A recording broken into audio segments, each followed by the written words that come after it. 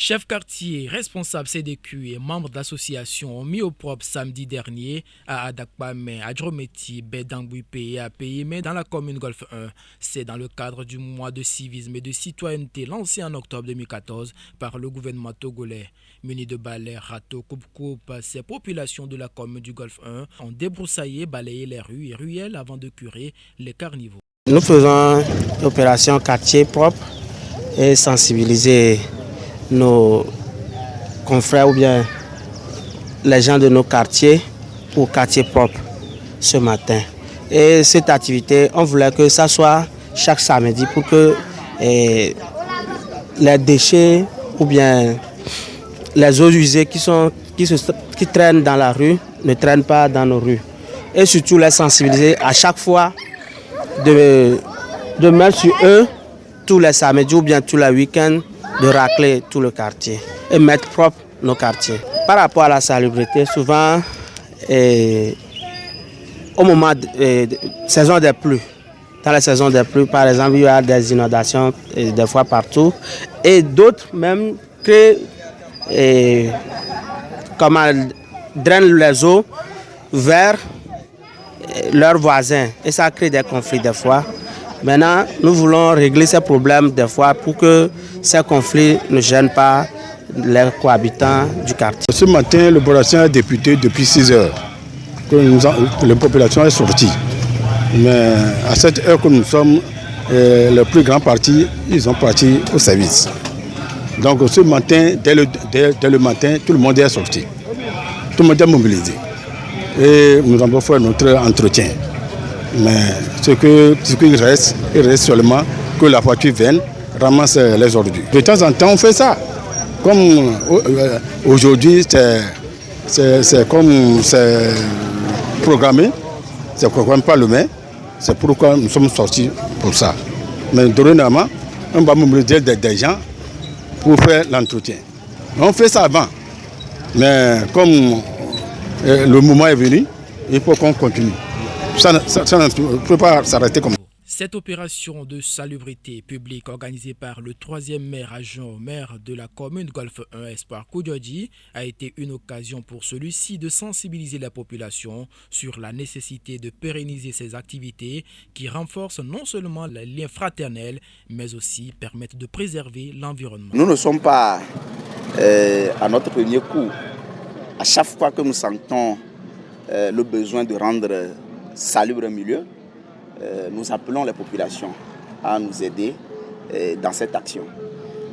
Sur ma page Facebook, j'ai lancé une opération d'Adakpame propre sur ce samedi et vous avez vu la mobilisation des populations qui ont répondu massivement à cet appel.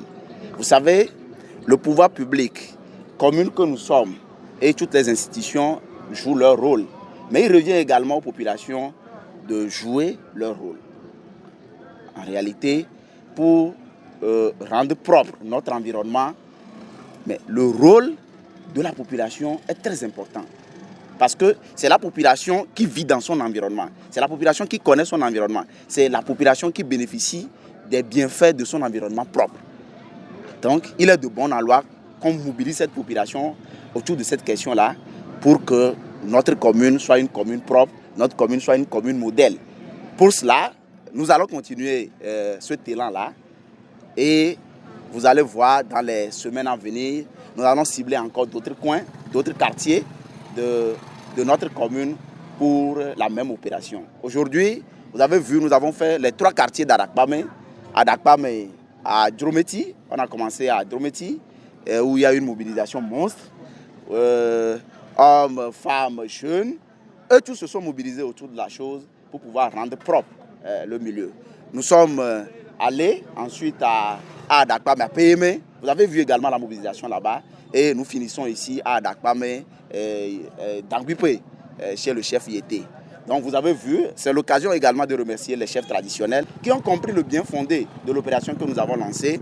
Et parce que quand le leader montre l'exemple, les populations suivent en réalité. La masse suit.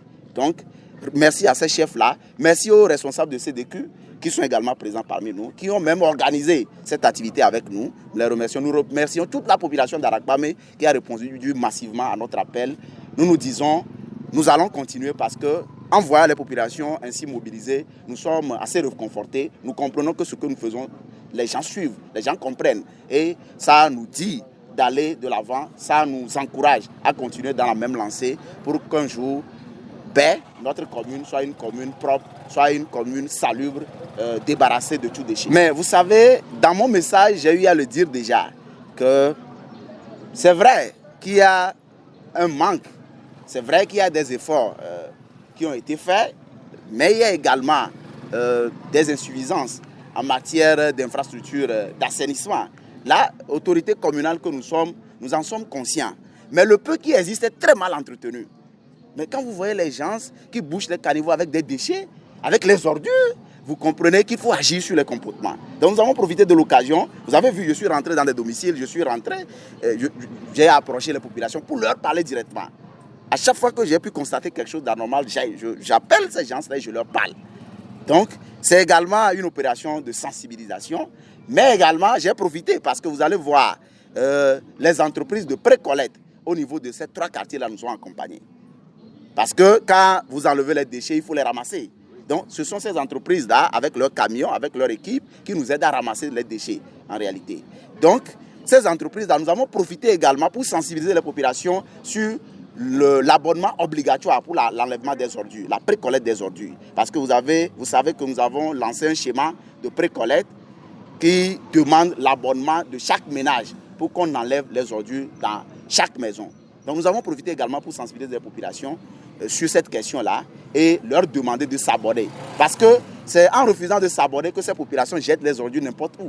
Il faut s'abonner aux structures adéquates, aux structures indiquées qui enlèvent les ordures pour que nous n'ayons plus des ordures un peu partout. Quand vous voyez les animaux qui se promènent dans la rue, tout ça là, c'est d'abord source d'accidents, c'est d'abord source d'insalubrité, tout ça là. Mais au niveau même de la mairie, il y a une idée. Il y a une idée parce que quand vous prenez, vous saisissez, vous prenez les animaux.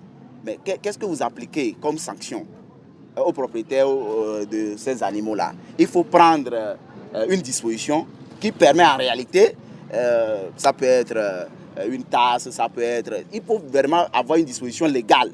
C'est le conseil qui prend cette disposition légale-là, qui permet, au cas où on arrête ces animaux-là, quand les propriétaires arrivent, on leur inflige une sanction, une tasse par exemple. Donc, ça, là, la question, c'est d'abord asseoir une disposition au niveau du conseil et ça nous permet d'agir véritablement. Donc, nous travaillons sur la question et nous pensons que dans les jours à venir, une solution sera trouvée à ce phénomène-là. Présent également lors de l'opération, le numéro 1 de la dite commune Kwame Joseph Gomado a invité les citoyens à ne pas toujours attendre l'appel de qui que ce soit avant de rendre les communes plus propres.